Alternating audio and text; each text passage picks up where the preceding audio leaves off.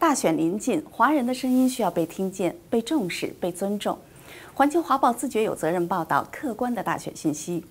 今天，加拿大国防部兼多元文化部长康尼到访了环球华报，详细解读了一些保守党的政策纲领。对一些关于保守党坚持既有的经济政策，康尼是这样解读的。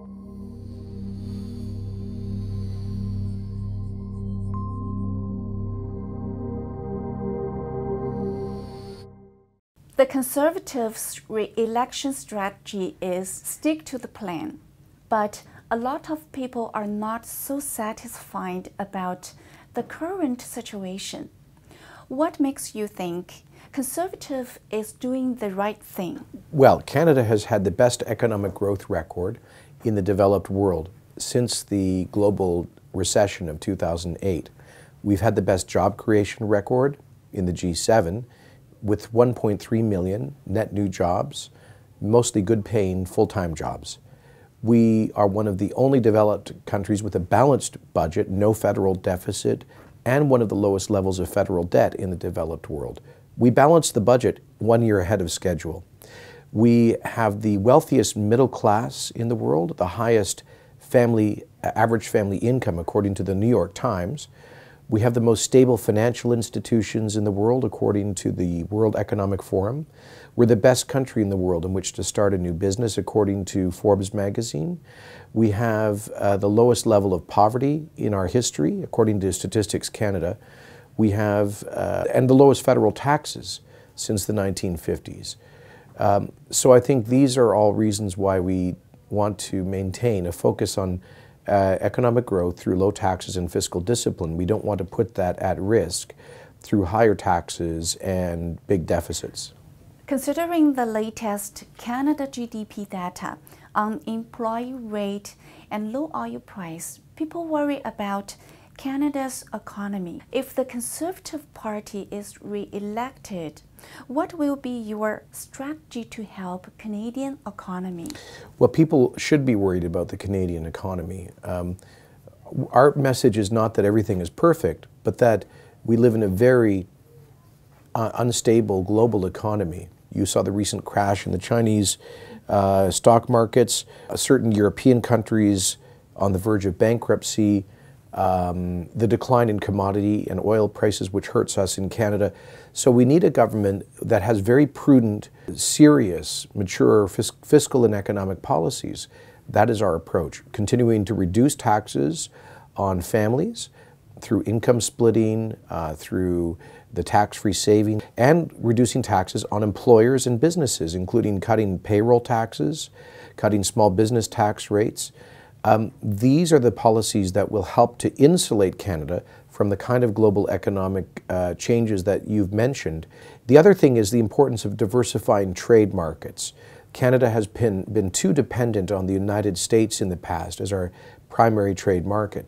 That is why our government has pursued massive expansion of Canada's trade markets. It's why we've doubled trade with China, signed the Foreign Investment Protection Agreement with China, the approved destination status that has helped see a 400% increase in the number of Chinese tourists coming to Canada.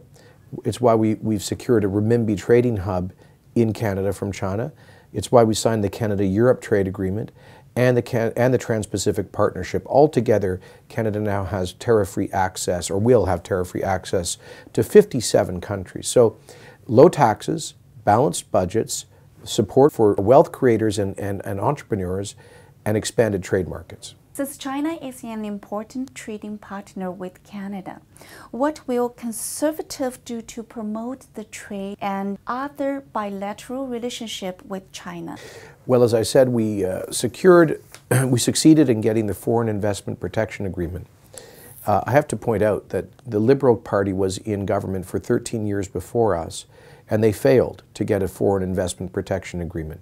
This agreement will help to protect Canadian investors operating in China so that if they have legal problems, they can have access to justice and access to protection for their investments.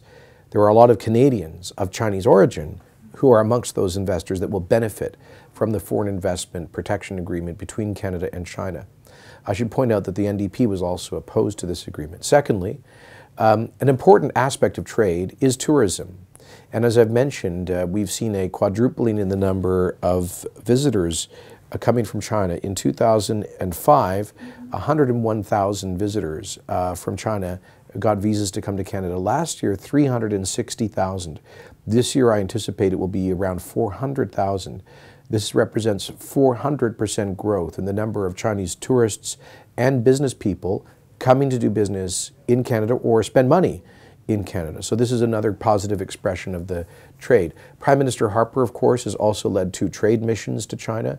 Our trade ministers and other senior ministers have had dozens of visits to China, and this has helped to double Canada-China trade. After all, Canada is officially entering an aging society. Immigration policy directly impacts our future. If the Conservative Party is re-elected, what would Harper government do about immigration policies? Well, first of all, our government has increased immigration to Canada by about 20%. Since we came to office, we have admitted about 2.5 million new permanent residents. This compares to 2.1 million admitted under the previous Liberal government during their first 9 years in office. So this is a 20% increase in immigration. We've also welcomed more Chinese immigrants. Since we came to office, Canada has welcomed 272,000 permanent residents from China.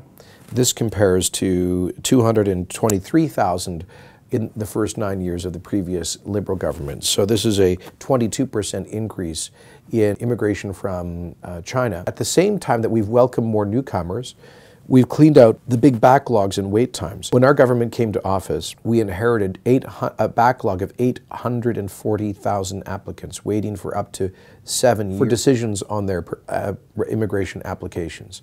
Now we've massively cut that, and new economic immigrants are coming here in months rather than years. A higher percentage of them have jobs arranged before they come to Canada. We've also tripled funding for settlement and integration services for newcomers, like free language classes and job search skills.